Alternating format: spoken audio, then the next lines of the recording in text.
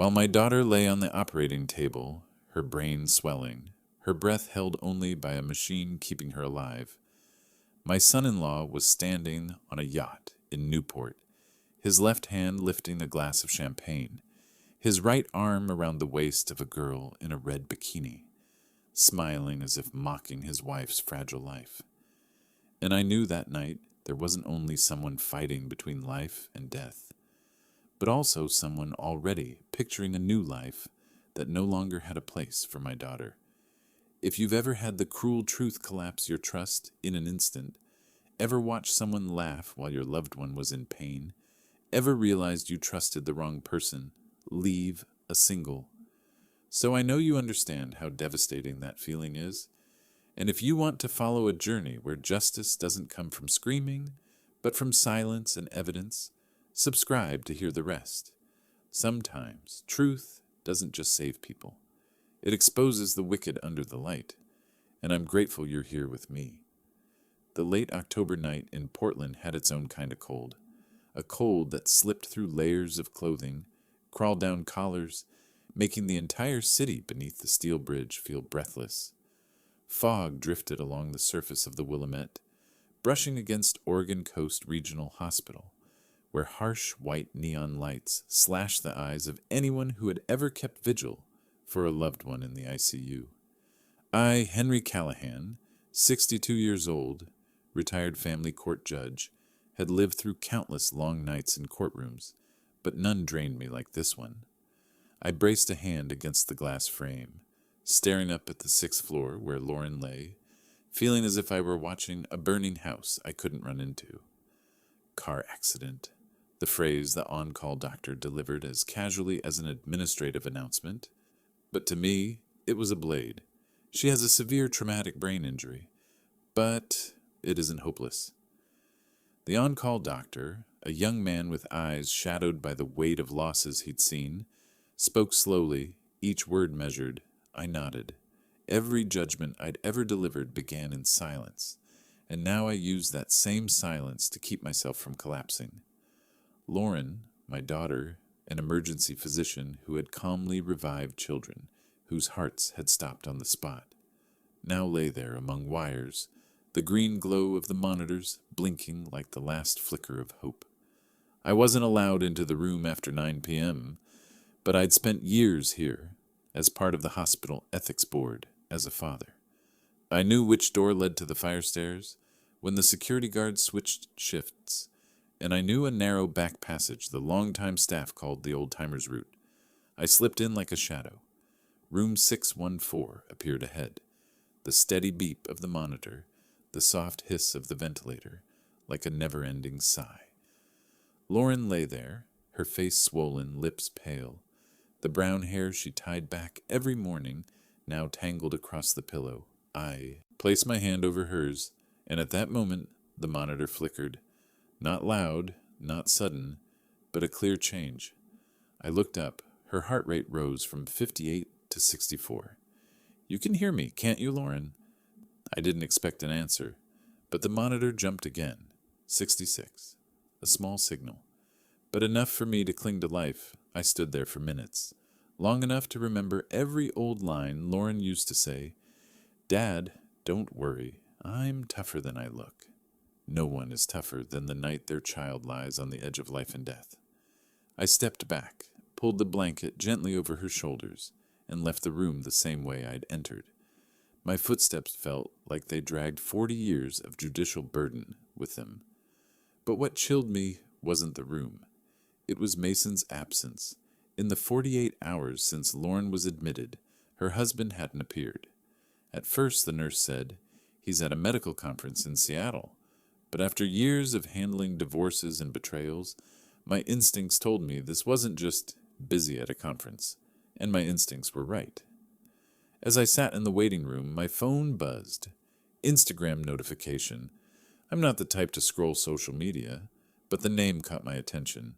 Alyssa Tran, the community health worker who once handled billing, someone Lauren had mentioned a few times, with a tone that wasn't exactly comfortable. I tapped the notification. The image that appeared stabbed a slab of ice straight into my chest. Alyssa standing on a yacht at Newport Marina. Sunset is turning the water gold, and her wearing the kind of tiny bikini a woman chooses only when she wants to be seen, leaning against the railing like posing for a cheap magazine. Champagne lifted, and at the edge of the photo I saw a man's arm wearing the exact steel watch Mason wore at our family dinners. I couldn't be 100% sure, but the moment I saw it, my stomach twisted. The caption read, $51,000 well spent. New beginnings. I stared at that amount like a piece of incriminating evidence. Lauren lay in the ICU while he, her husband, stood on a yacht with another woman, toasting to a new beginning.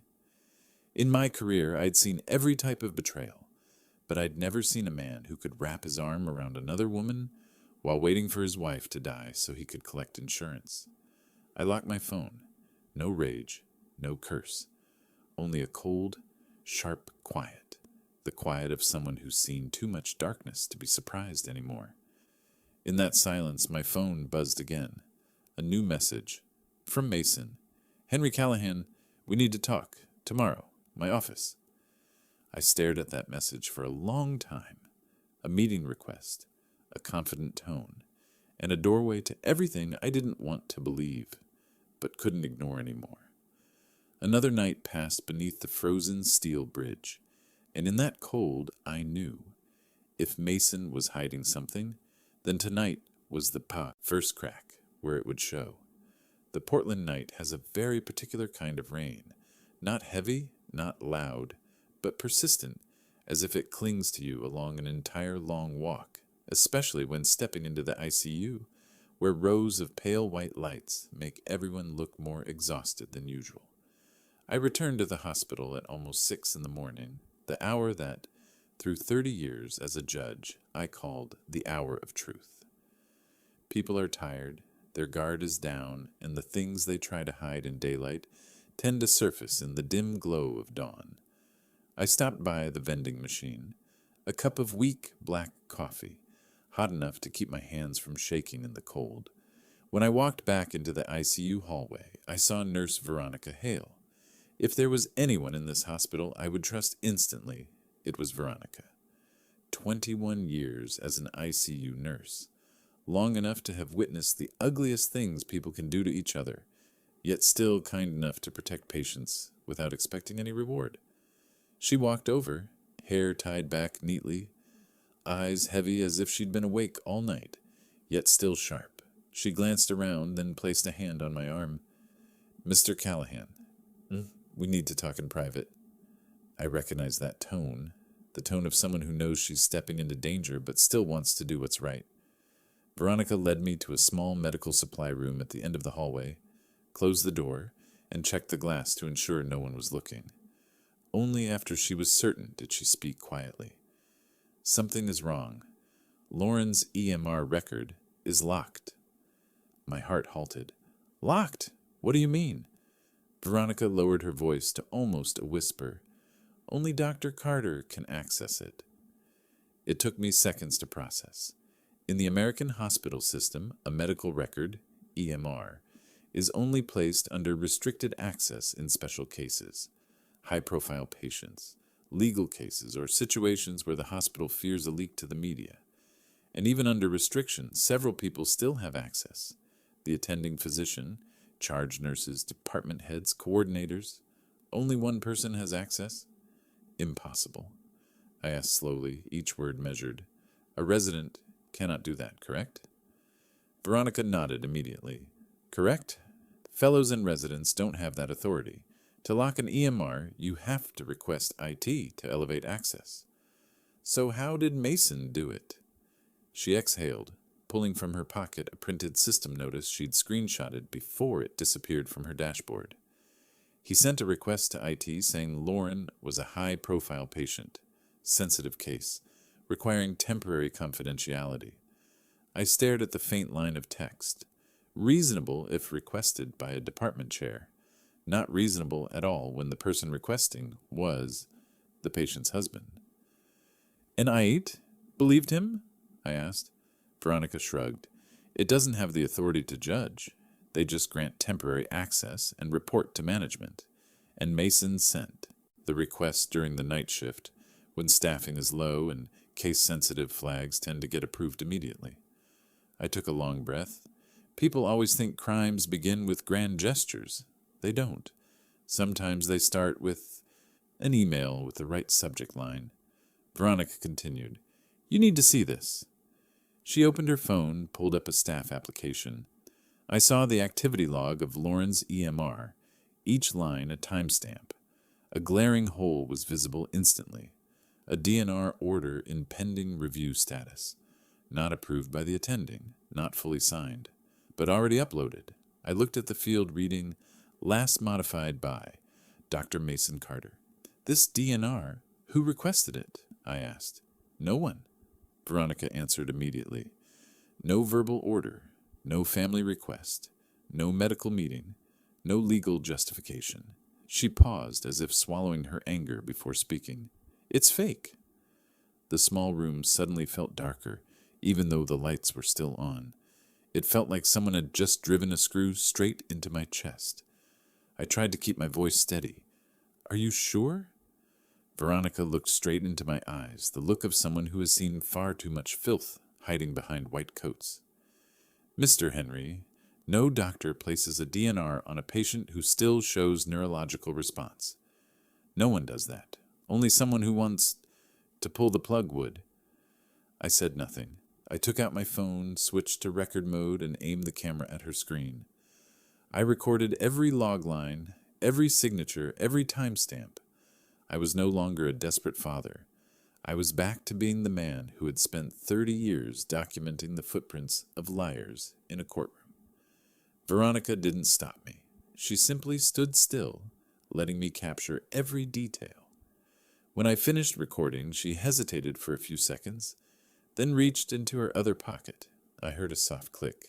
She placed something small into my palm, a black USB drive. I would never give you this if I didn't trust you completely, she said. I opened the USB, not documents, not videos, a set of screenshot images, metadata from the EMR system, dates, times, access accounts, IP addresses. And at the exact timestamp Mason uploaded the DNR, the system listed the login location as Newport Marina, guest Wi-Fi, where the $51,000 yacht was docked, where he and Alyssa were raising their glasses under the sunset. The coldness inside me then was no longer the pain from before. It was sharper, clearer, and frighteningly calm. Veronica looked at me, her voice slowing. I don't know what this is, but you need to be careful. Don't confront him alone. I looked at her and asked, why would you risk helping me this much? Veronica stayed silent for a few seconds, and then said softly, 11 years ago, I watched a young patient die because her doctor husband controlled the entire medical record. We suspected it, but there was no proof, and I've lived with that guilt for over a decade. I won't let history repeat itself. I'm only doing what I should have done years ago. I stepped back into the hallway, holding the USB tightly as if gripping a fragment of truth dragged out from the dark. A battle had truly begun. And for the first time in many years, the silence inside me wasn't the helplessness of a father. It was the commitment of a man who had spent 30 years standing at the line between right and wrong. The fourth floor of the surgical wing was cold and metallic. White lights fell across the hallway in a way that made even my own footsteps sound slower. The fellowship office of the surgical department sat at the end of the corridor, a plaque reading Fellowship Room hanging above the frosted glass door. I stood in front of it for a few seconds, not to steady myself, but to observe, an old habit of someone who spent a lifetime reading the body language of liars. I knocked. Inside, Mason's voice came out, calm even, so smooth it was almost oily. Come in. I pushed the door open. Mason Carter stood behind his desk, white coat crisp, dark blue tie, hair combed neatly, a perfect image of a promising surgeon, if one didn't know what he'd been doing for the past 48 hours. The moment he saw me, Mason instantly shifted his expression, resting a hand on his forehead, forcing a strained breath as if in unbearable grief, his voice trembling. "Dad, I'm really heartbroken. Lauren, she won't make it. You should prepare yourself." I stared at him, saying nothing for several seconds. He was used to people panicking when hearing those words. I was not. Finally, I asked, "Where were you? When was your wife taken into emergency surgery?" Not a flicker of hesitation, a small smirk, one of those disrespectful half-smiles I'd seen many times in courtrooms from people who believed they were smarter than everyone else. "A conference," then he added, as if to assert dominance. "You don't understand. This is a medical matter, not something a retired judge can weigh in on. At this level," a phrase used by the young and foolish, usually by people showing off a status that is, in reality, hollow. I tilted my head slightly, my voice remaining calm to the point of discomfort. "You sure?" Mason folded his arms tighter, his chin lifted. "About what?" I stepped closer, lowered my voice until each word dropped like a heavy object. "About the DNR." A tiny jolt, barely a twitch, flickered through his eyes, but he covered it instantly with the reflex of someone accustomed to manipulating a room. "What DNR? I don't know what you're talking about." His voice feigned surprise, the kind of surprise with no weight, surprise worn like a mask, not felt. I didn't say I had the access logs, didn't say I knew he logged into the EMR from Newport Marina, didn't say Veronica had given me a USB full of metadata. Sometimes silence is a better hook than any question. Mason felt that silence, and instead of stepping back, he countered like someone who uses arrogance as armor. He wiped at the corner of his eye, where there wasn't a single tear, and said, "Dad, don't make this harder. I'm a doctor. I know what's coming." Then he sneered, "You're just a washed-up judge. I'm the surgeon of the future." In my mind, his words flashed like a neon sign. This is a man who believes a white coat can hide any sin. I looked at him for a few more seconds, not angry, not shocked, just observing. Then I asked the one question men like Mason hate the most. "Are you sure everything you've done is clean?" This time his face tightened for real. Not long, just a fraction of a second, but enough for me to see a hairline crack forming at the corner of his mouth. "Are you threatening me?" he asked, trying to keep his voice steady. "I'm not threatening anyone," I answered lightly, as if talking about the weather. "I'm just asking the question." The room tightened around us. Mason shifted his hand. A small reflex, but the reflex of someone more afraid of silence than of the truth. I turned and walked out. As the door opened, the hallway light spilled in, shining against the metal plaque reading "Fellowship Room," a cold light that made the room behind me grow strangely darker. In the frosted glass, I saw Mason's silhouette standing still, blurry but with edges distorted as if the mask he'd worn for so long was starting to slip. For the first time, I no longer saw him as my son-in-law. I saw something else, a man hiding something, and the fear of it flashing through him in that single fractured moment. Morning in Portland lay under a thick layer of mist that made the whole city look grayer than usual. I left the hospital after meeting Mason, but I didn't go home. People panic only when they don't know what to do. As for me, I've done this work for 30 years. When the truth starts to rot, the first step is to find someone who can drag it into the light. I opened my contacts, scrolling down to a name I hadn't needed in 8 years. Eli Navarro, former FBI agent, Cybercrime and Digital Forensics Division, now a private investigator for cases the police don't have time or subtlety to handle. I called. 2 rings. "Mr. Callahan," a low, gravelly, familiar voice. "I need you, Navarro." "How soon?" "Today." 3 hours later, we were sitting in Navarro's office, a second-floor room on S.W. Madison Street, a large window overlooking foot traffic below, the smell of coffee and old wood, blending like every independent investigative office I'd ever known. Navarro opened his laptop, the reflection on his glasses sharpening his eyes like blades. "Your son-in-law's wife. Car accident?" he said bluntly. "Not an accident," I replied, handing him Veronica's USB. He plugged it in, his fingers moving fast, like he was playing piano. Within minutes, he had opened all the metadata. "Where do you want to start?" he asked. "GPS, photo metadata, system logs, every trace Mason touched." Navarro nodded and pulled up a large data table on the screen. "I need a retainer." I took an envelope from my coat and placed it on the desk. $35,000. Not a small sum, but fair for exposing a man who knew exactly what he was hiding. Navarro didn't open the envelope. He just slid it aside the way professionals do. "All right, let's begin." He connected the system to a GPS analysis tool. Within minutes, the map of Newport Marina appeared, along with the yacht's route. "You said your son-in-law was at a conference when Laura—" He stopped, correcting himself. "When his wife was in surgery." I stayed silent. He zoomed into the timestamp, 1742 to 2115. The yacht sat exactly where the Instagram photo was taken. He opened the metadata of the image. "Alyssa," he read the file name, date, time, GPS, photographer. Everything matched the EMR logs Mason accessed. Then came the EMR.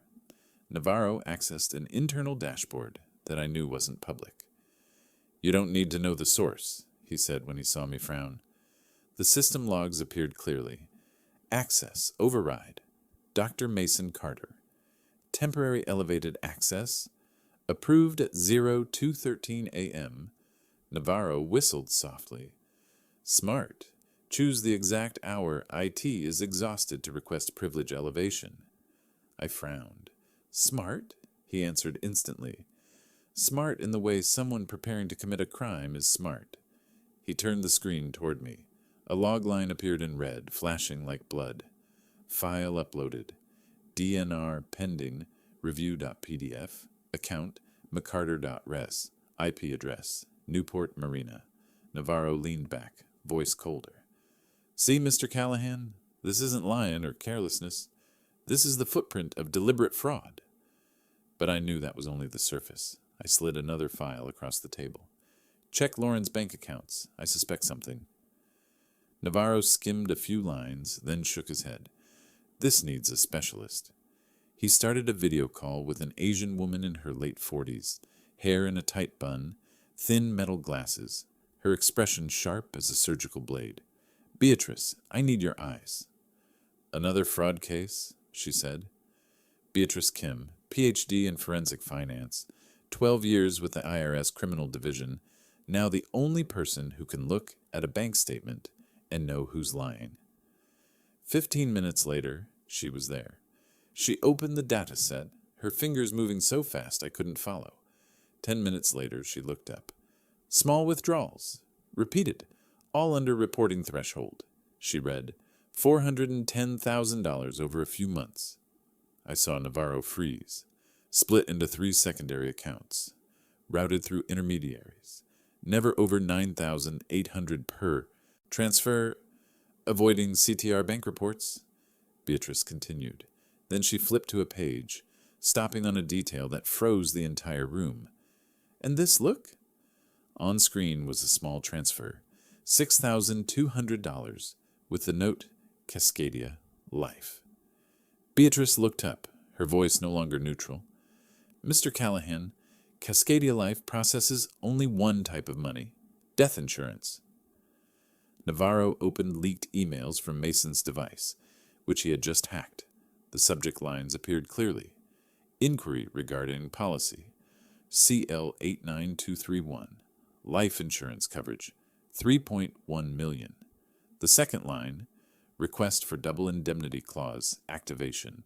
Accidental death. 6.2 million. My body went still for several seconds, not because of the numbers, but because of what they meant. Beatrice spoke the final sentence, her voice falling like steel onto concrete.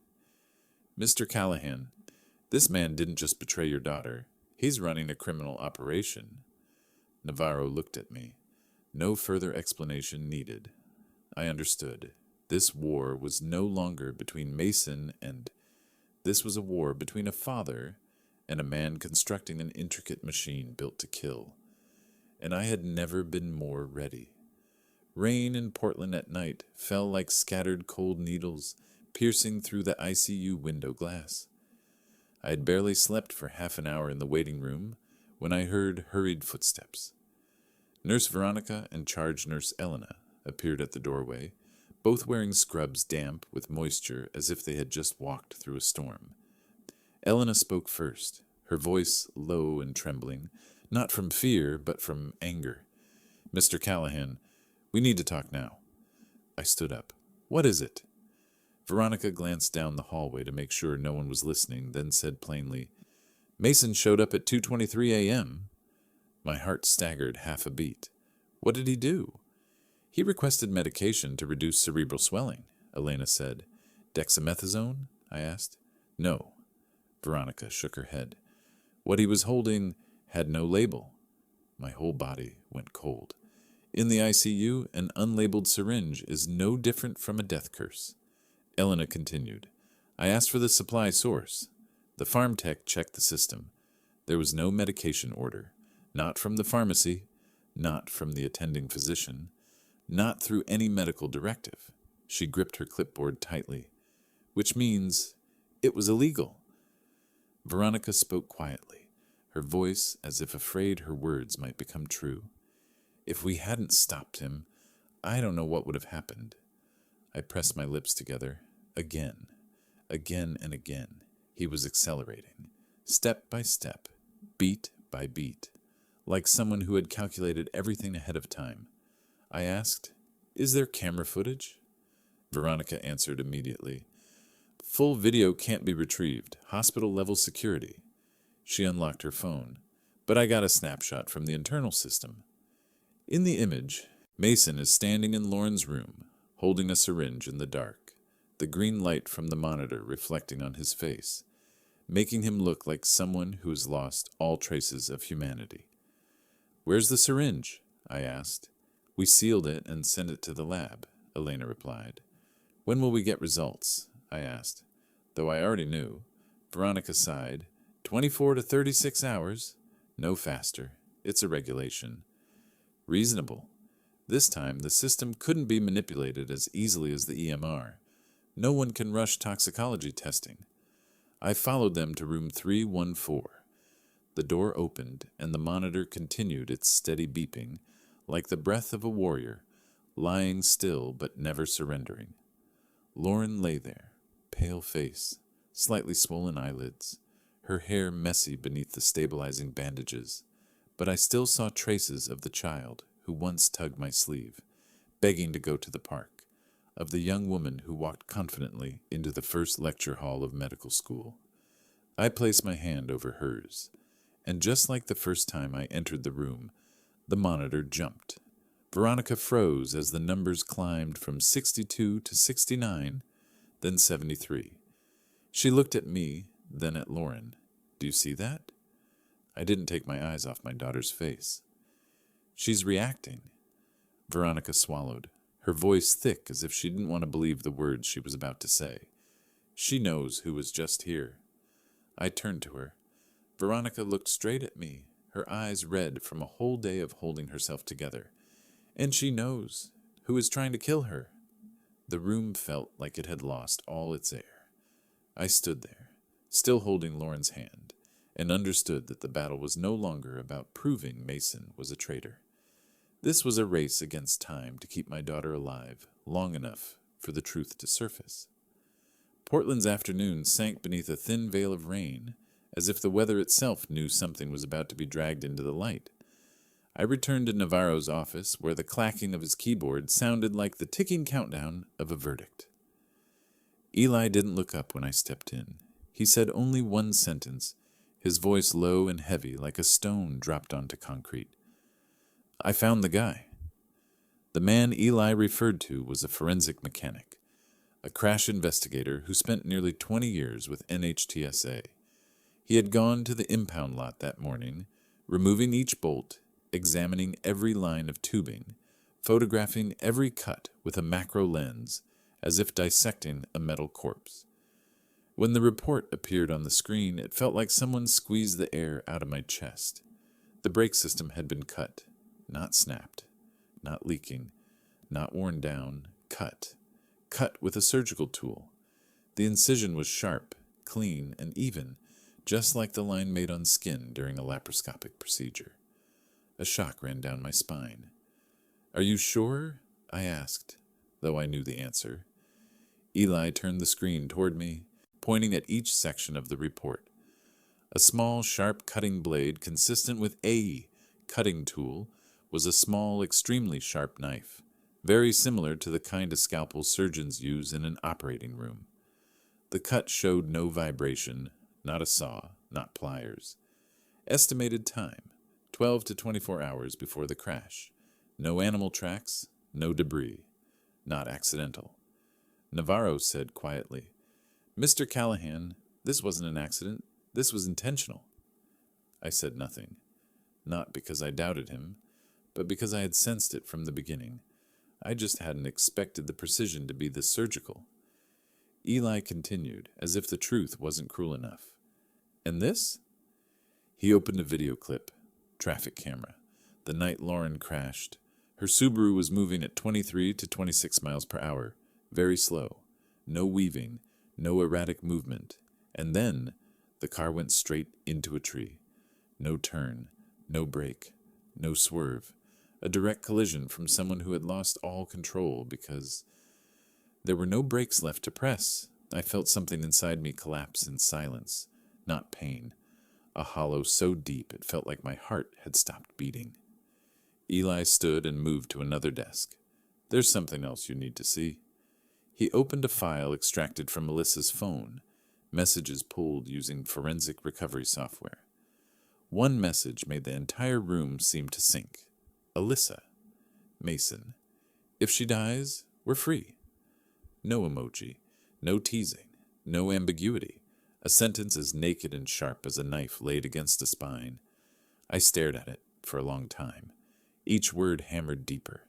I heard the rain hitting the window, the hum of the ventilation fan, even the beating of my own heart.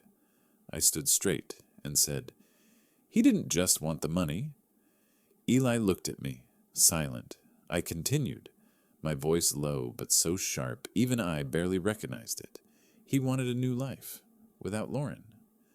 In that cramped room, no one spoke again, because we both understood this was no longer a financial investigation.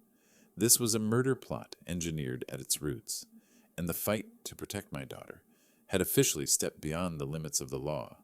And when I understood that Lauren had not only been betrayed in the dark, but hunted to the end, I knew it was time for the truth to leave the investigation room and be laid before the very people who once believed Mason was their colleague.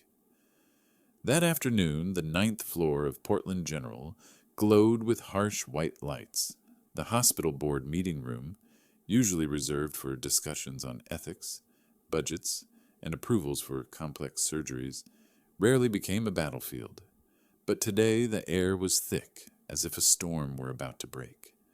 Board members, from the director to the chief of staff to the head of internal medicine, sat in a curved line. I stood at the end of the table, saying nothing. Dr. Mason Carter sat across from me, his white coat still perfectly pressed, but his wrist trembling slightly. He didn't know what was waiting for him, or worse, he hoped he could still fool them all. That hope would die in this room. Dr. Patricia Hammond, chief of staff, tapped her pen lightly on the table. "Let's begin." The door opened. Dr. Beatrice Kim walked in. Gray suit, cold expression, holding a file so thick the binder clip strained to keep it together. No one introduced her. No one asked questions. The weight of the truth she carried was enough to let everyone know this was not a routine meeting. She set the file down, opened the first page. Her voice rang out clear, steady, emotionless. "I have completed the forensic audit requested by the hospital. The findings are severe." The room went dead silent. First, financial misconduct. Patient Lauren Callahan, legal wife of Dr. Carter, had a total of $410,000 withdrawn from her personal accounts over 5 months. All transactions were executed through a login device matching Dr. Carter's ID. Several doctors jerked their heads up. Others exhaled sharply. Mason swallowed hard. Beatrice turned the page. Second, EMR access logs. Dr. Carter requested elevated emergency access at 2:13 a.m., a time with no emergent medical indication. Using this access, he uploaded a DNR pending review file, without valid signatures, not approved, and executed from an IP address originating at Newport Marina. A young doctor couldn't stop himself from whispering, "Newport Marina, he wasn't at the hospital?" No one answered. They didn't need to. Beatrice continued. Third, insurance calls. Over 6 weeks, Dr. Carter contacted Cascadia Life 14 times, asking about death benefit eligibility for a $3.1 million policy, including activation requirements for the double indemnity clause in the case of accidental death. Mason's hands turned white from how tightly he clenched them. She turned another page. The large screen lit up with the image of the yacht, sunset, the ocean, Alyssa in a tiny bikini, Mason smiling, a champagne glass, GPS metadata stamped beneath the photo. Eli stood up, his voice crisp. Image captured at 4:22 p.m. That was during the patient Lauren's first emergency surgery. The entire room turned toward Mason, eyes like blades. Nobody spoke. But everyone was thinking the same thing. This man was not a doctor. This was a monster wearing a white coat. Nurse Veronica stepped forward, her voice trembling but firm. In 18 days, Dr. Carter visited his wife only twice, each time for less than 10 minutes.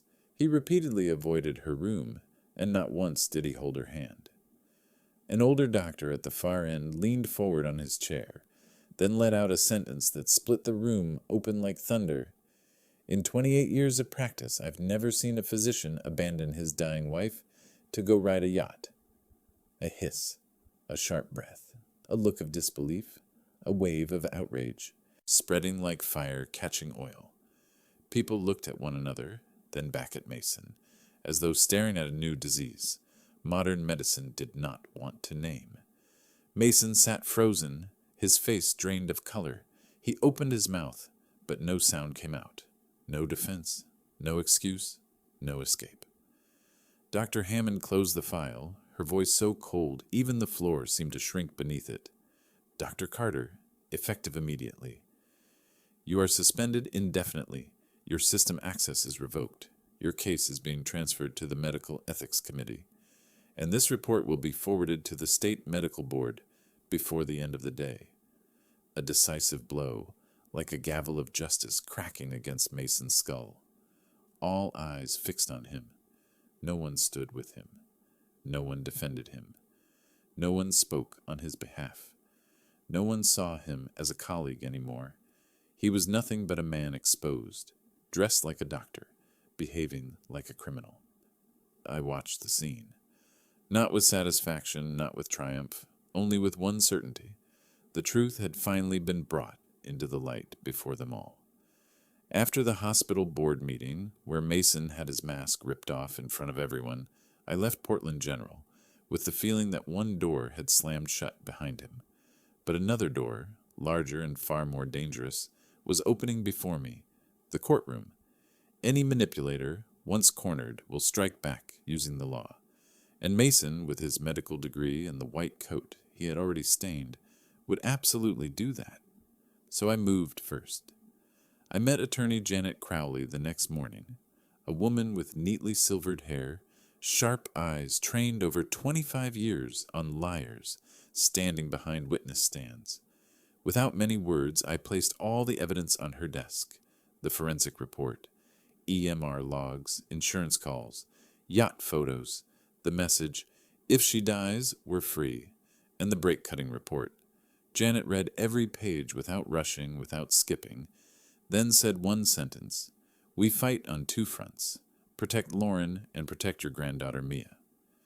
She filed an emergency guardianship petition for Mia, 6 years old, Lauren's daughter, It's the strongest legal tool to stop Mason from accessing or manipulating the child.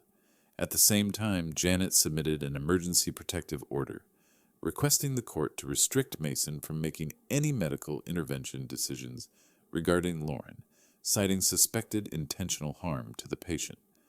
Under Oregon law, an emergency guardianship hearing takes place within 48 to 72 hours after filing.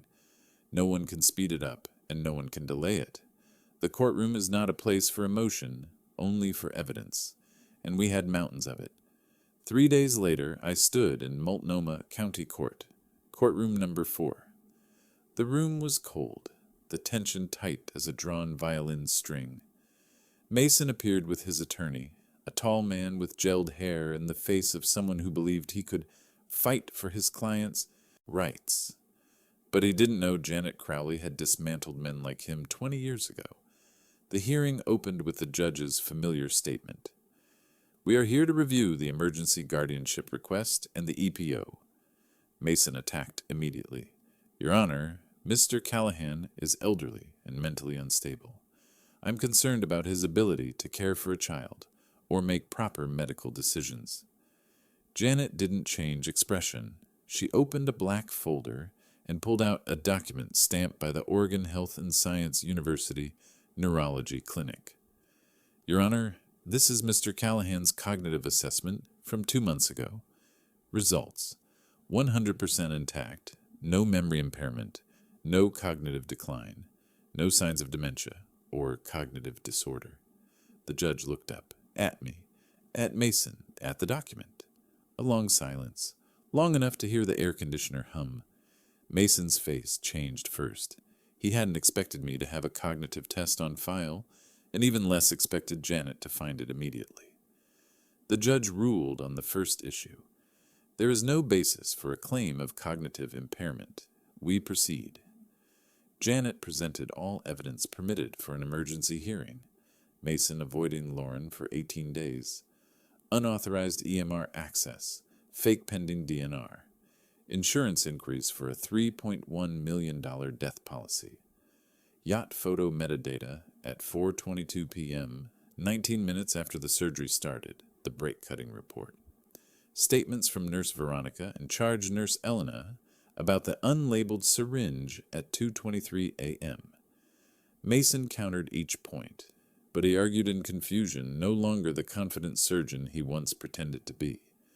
The judge reread the file, pausing longest at tampering with medical safety.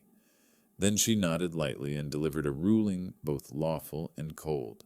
The court grants temporary guardianship of the minor child, Mia Callahan, to Mr. Henry Callahan for 30 days. Additionally, the court issues an order prohibiting Dr. Mason Carter from interfering in any medical decision involving patient Lauren Callahan until the full hearing. Law: clear, clean, uncompromising.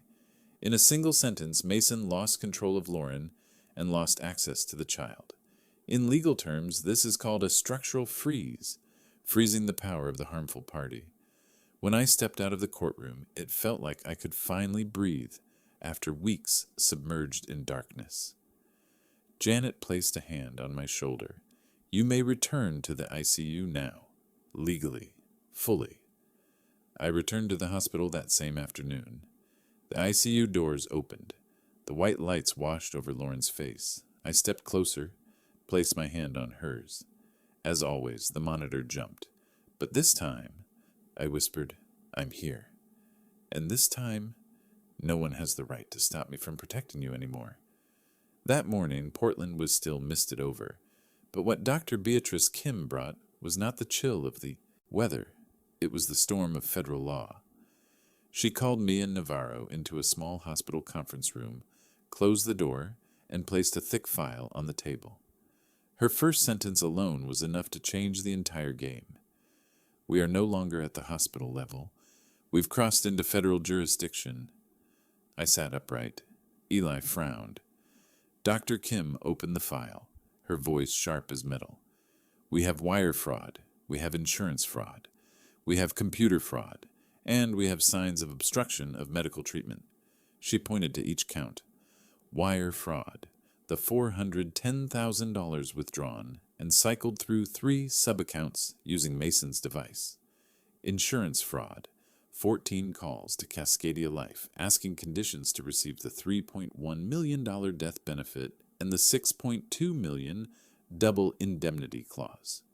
Computer fraud, unauthorized EMR access at 2:13 a.m., illegal privilege escalation, and uploading a fake pending DNR from an IP at Newport Marina.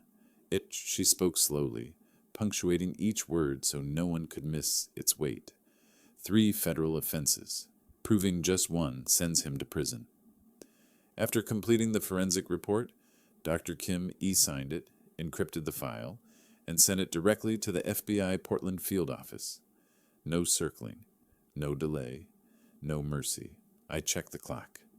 9:11 a.m. At 9:26 a.m., Eli's phone buzzed. An encrypted message from a former FBI agent in his old unit. We received the file. Opening a case. Portland's wind rattled the glass. It felt like the entire city was holding its breath. 3 hours later, the FBI contacted the hospital. They requested full access to the ICU floor security cameras, EMR access logs, and all communication history with the insurance company. Once federal agents step in, no data belongs to the hospital anymore. They dig deeper than anyone ever has, and what they found chilled the room several degrees. A female agent, hair tied high, voice steady like she was reading charges, reported to Dr. Kim, "We extracted emails from a secondary account Mason believed he had deleted. First email, Mason, Alyssa. The DNR needs to be pushed faster. If it's slow, we can't control the treatment. Second email, Alyssa, Mason. She's dragging it out. If this takes longer, your benefit will be affected." But that wasn't all. The FBI also recovered a file from Alyssa's iCloud titled DB Timeline Essex. Inside, each timestamp was laid out with clinical coldness, like a project plan. Date of accident, date to projected extubate, date to contact insurance, date to submit death certificate, date to receive payout. Dr. Kim slid the laptop toward me. "Mr. Callahan, this wasn't a spontaneous conspiracy. This was a workflow." My throat tightened. A murder process, scheduled like a vacation itinerary. The FBI didn't wait. By late afternoon, an agent entered the hospital and handed Dr. Kim and me a printed document. Affidavit for search warrant. A search warrant for Mason Carter's home. They wanted laptop, 2 phones, medical notebooks, storage devices, any items related to Lauren's finances, and specifically Mason's personal surgical instruments he brought home from the hospital. I didn't ask more. I didn't need to. When the FBI requests a warrant, it means they are certain beyond error. 6:42 p.m. I stood at the 9th floor window overlooking the doctor's parking lot and saw a black unmarked SUV pulling into Lot C, the resident lot. The doors opened. 4 FBI agents stepped out. They intercepted Mason just as he walked out of the hospital, still wearing a trace of the arrogance he had in the morning. He froze when he saw the gold lettering on their jackets. He looked left, looked right, found no escape. One agent raised a document sealed in a transparent sleeve. "Dr. Carter, we have a search warrant."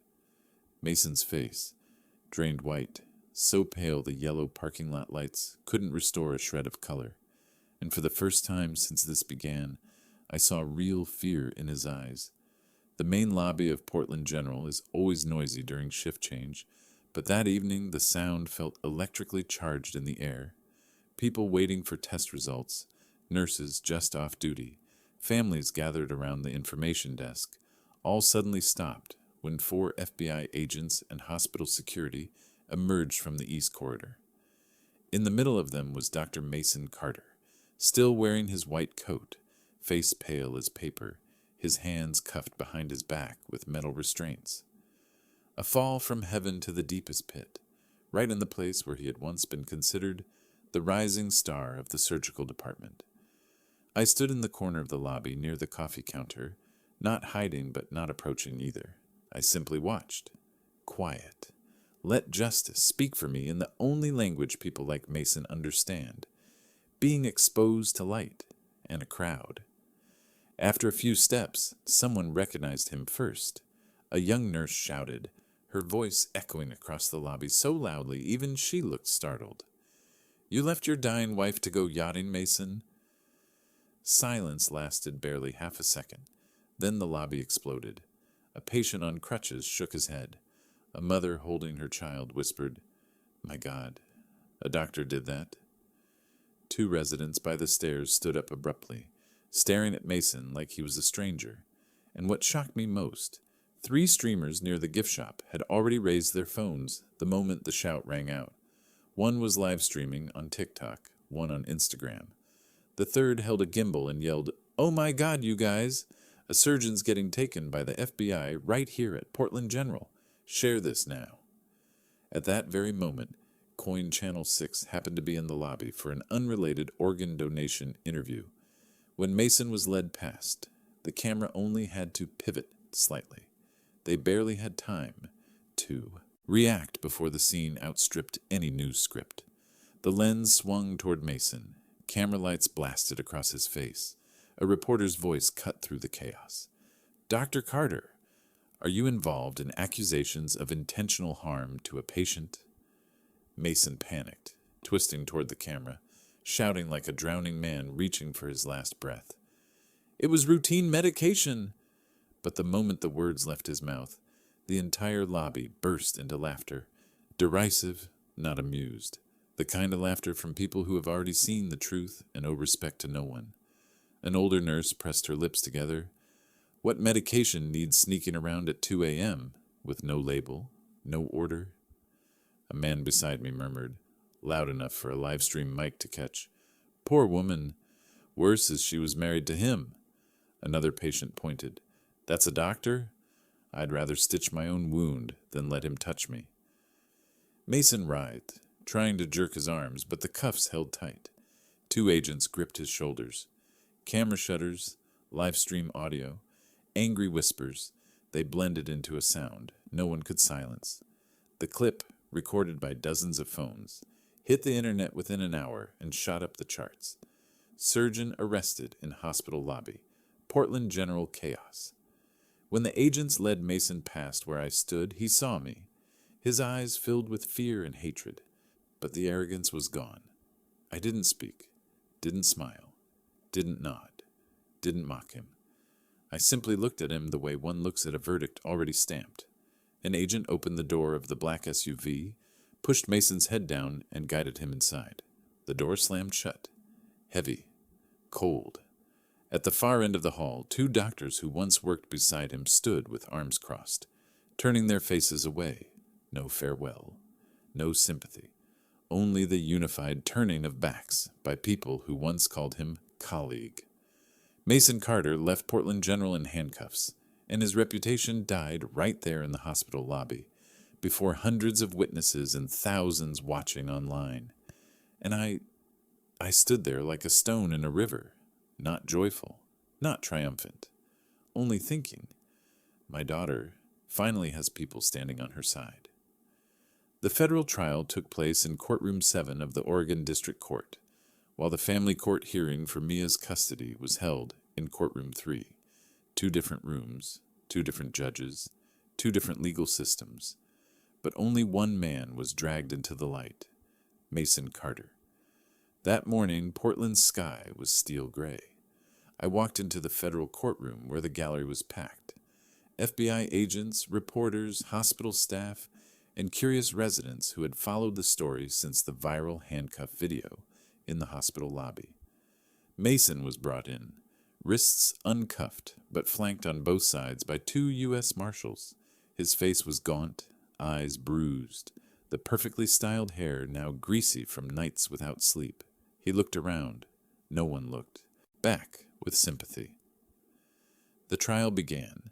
The federal prosecutor stood, opened her laptop, and connected it to the large screen at the front of the room. Her first witness, Nurse Veronica Hale. She stood straight, voice crisp. I saw Dr. Carter enter the ICU at 2:23 a.m. with an unlabeled syringe, requesting to administer anti-swelling medication, but the farm tech confirmed no such medication had been ordered. Mason's lawyer jumped in. Objection, speculative. The judge responded instantly. Overruled. The witness is recounting events. Next was charge nurse Elena. I pulled a camera snapshot through internal request. It shows Dr. Carter holding the syringe as he exited the ICU room at a time with no medical order. The courtroom murmured like a wave. The third witness, Dr. Beatrice Kim. People practically sat up straighter when she entered. I confirm $410,000 withdrawn unlawfully, 14 calls to Cascadia Life, EMR privileges elevated without authorization at 2:13 a.m., a fake pending DNR uploaded from a Newport Marina IP. Based on the withdrawal pattern, split transfers designed to evade reporting. I no longer consider this personal spending. It resembles the structure of a financial crime plan, coordinated, not accidental. When it was Navarro's turn, he presented the yacht photo metadata on the screen before the jury. Alyssa in a tiny bikini, Mason smiling with a champagne glass. The text at the corner sliced like a blade. iCloud metadata, 4:22 p.m., 19 minutes after Lauren's emergency surgery began. Mason lowered his head. Couldn't look. The jury stared at him like a pathology without a name. Then came the family court hearing. Smaller room, fewer cameras, but just as heavy. Janet Crowley placed a thick packet before the judge. Your Honor, we present a 3-stage model of Mason Carter's deliberate attempt to push his wife toward death. The judge raised an eyebrow. 3 stages? Janet nodded. Stage 1, brake sabotage. Forensic mechanic confirms brake lines cut with surgical tools. Stage 2, preparing a fake DNR. EMR logs confirm. Stage 3, execution. Syringe containing KCl discovered in the ICU at 2:23 a.m. under Dr. Carter's possession. The room fell silent. The judge looked at Mason. Mr. Carter, do you have anything to say? Mason stammered meaningless fragments. No one believed him. No one saw him as a doctor anymore. Janet delivered the final strike. If the court does not intervene, he will continue to cause harm, not only to Lauren, but to the child, Mia. The judge set her pen down. The gavel fell. The sound was the end of a verdict that had been building for weeks, months, years. The court hereby suspends all parental rights of Mason Carter.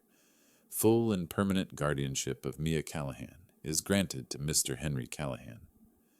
For a rare moment, Mason had no words, pale, crushed, eyes hollow, of a man who had just lost the last thing he could control. The federal court proceeded with temporary sentencing, and the prosecutor closed with, the defendant's actions represent a combination of greed, deceit, and a level of cruelty unacceptable in any civilized society. And I, when invited to speak, said only one sentence, calm, steady, neither anger nor vengeance. I am not seeking revenge. I am protecting my family. 2 courts, 2 rulings, but both ending the same path. Mason Carter stripped bare before the law, before the community, and before the weight of his own crimes. That summer in Portland arrived slowly, as if the city itself needed time to recover from the suffocating months behind us. 4 months since the trial. 4 months since Mason was led out of the hospital lobby in handcuffs. 4 months of surviving on fragile hope and faint monitor signals. And then, that morning, the 9th floor ICU room was filled with pale gold sunlight. I was sitting beside Lauren's bed, my hand on hers, as it had been for hundreds of days. Mia had fallen asleep on the chair, clutching her stuffed bear. I was exhausted to the point my eyelids felt like iron, yet I still heard every breath Lauren took. I whispered, as I did every day, I'm here, sweetheart. And for the first time in months, Lauren's fingers moved.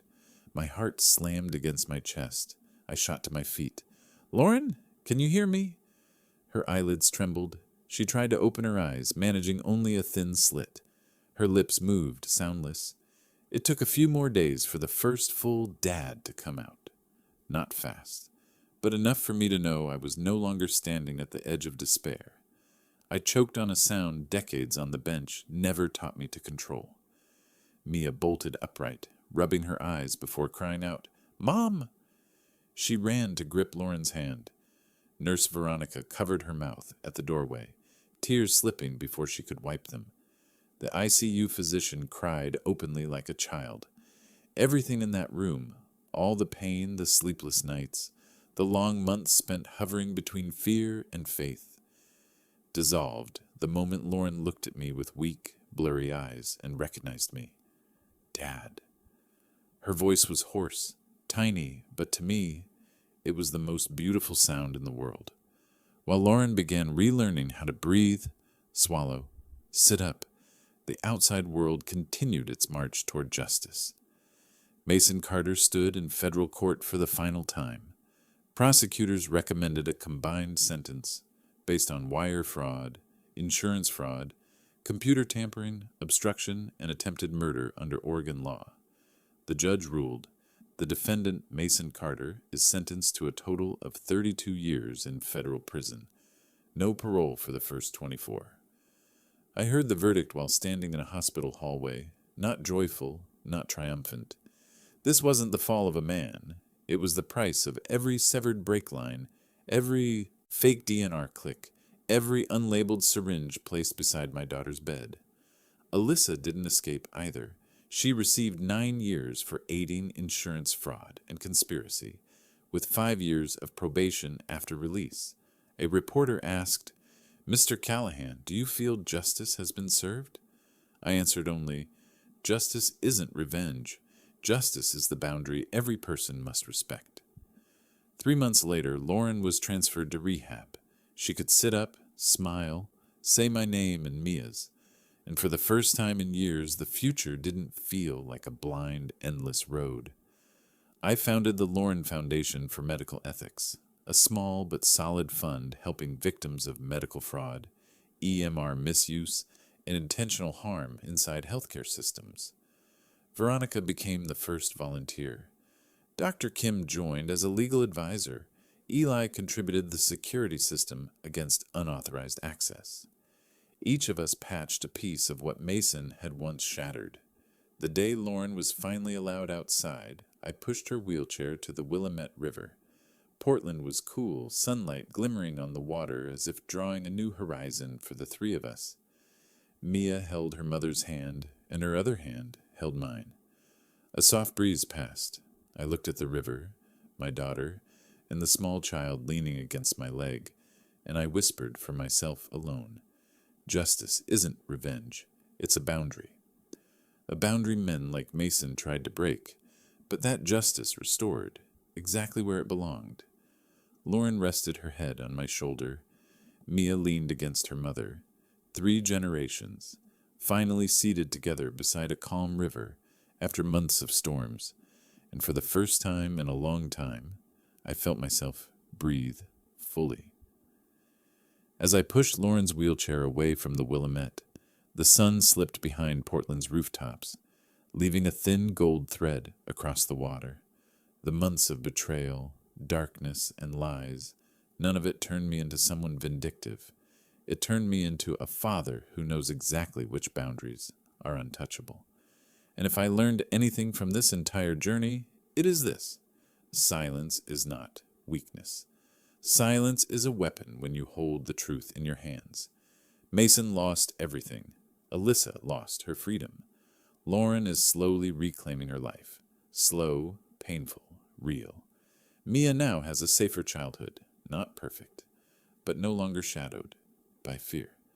And I know I've guarded the boundary no one should have crossed in the first place. If you've ever watched someone disregard your boundaries, ever been pushed out of your own life, ever been labeled with words that crushed your breath, leave a single, so I know you're still here, still standing, still refusing to let pain define you. And if you want more stories about justice, about silence with weight, about people who seem broken but rose in ways the world couldn't ignore. Hit subscribe, so each week you have a reminder. Justice doesn't come on its own. It comes when we rise for ourselves,